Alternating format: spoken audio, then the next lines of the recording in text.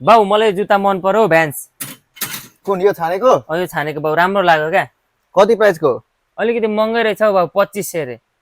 मन पर्यो नि? मन त उब्बर परेछ नि यो भ्यान्स। ठिक छ, मन परेन त पैसाको कुरा भएन। ल साउजी प्याक गरिदिनु त। मम्मी मैले भेटाए बल्ल यो जुत्ता बल्ल बल्ल खोजेको। नाटक चाहिँ किन देखाएछ यत्रो हल्ला गर्छ यत्रो दोकानमा आएर, लाज लाग्दैन अलिकति? तेरो के मन पर्यो कि जुत्ता? किन्दिनँ म जुत्ता सित, गरिन अब छिटै। किन ल्याउनु भएको त मलाई? तँलाई हेराउनु ल्याएको, हेर्न लु मजाले हेर। यत्रो बेर हेरेको छ एक कालो जुत्ता, जे पनि कालो कालो कालो कालो बाहेक अरू हेर्न आउँदैन? मलाई कालो मन पर्छ नि त। छोड कालो सालो नलगालो किन्दिन हौ। प्राइस सोध्न तर तेरो दाइलाई प्राइस। दाइ यसको प्राइस कति हो भनिदिनु न। आन्टी प्राइस चाहिँ 3500 को हो, तर अफरमा अहिले 2500 मा छ। के रे यो हेर्दै स्कुल जुत्ता 2500? बा कति सस्तोमा उता 5000 भनेको नि जुत्ता।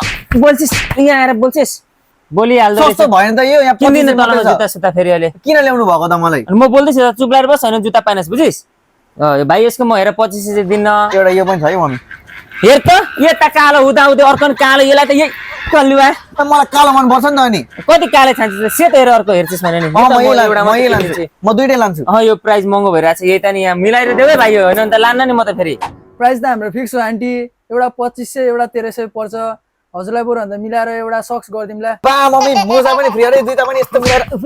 त्यत्रो पैसा छ यहाँ? 3300 त छैन यहाँ। हाम्रो घर हेर साउजी, यहाँ घर वहाँ टाढा, हामी वहाँ कहाँदेखि आएको, भाडा पनि 1000 रुपियाँ लाग्छ यहाँ आउन। मम्मी हाम्रो घर पनि पल्लो छेउमा होइन? तेरो त म चुप बाहिर मात्रै बुझ्यो साउजी? यो जे नि बोल्छ यो, त्यो पल्लो गर ओल्लो गर। हेर हाम्रो 1000 रुपियाँ भाडा लाग्छ, म यसको पैसा धेरै दिन सक्दिनँ। 2500 भन्दा त 1 रुपियाँ पनि हाल्दिनँ, दिनेमा देऊ होइन भने गएको। ल आन्टी ठिकै छ, आज अब घाटा यस्तै हो, व्यापार भएपछि एउटामै घाटा खाएर नि हजुरलाई दिउँला नि त। अब त खुसी पैसा होला नि? एकदम ह्याप्पी नि हौ। ह्याप्पी त भइहाल्छ नि, मेरो गोजीको पैसा गएको छ अनि तेरो गएको भए पो त तँ दुःखी हुन्थिस् त। त्यस्तै हो साउजी, अब प्राइस त मिलाएर गरेनौ, अर्को त नआउनु पर्ने बाटो बनायो। ल हिँड्छ र।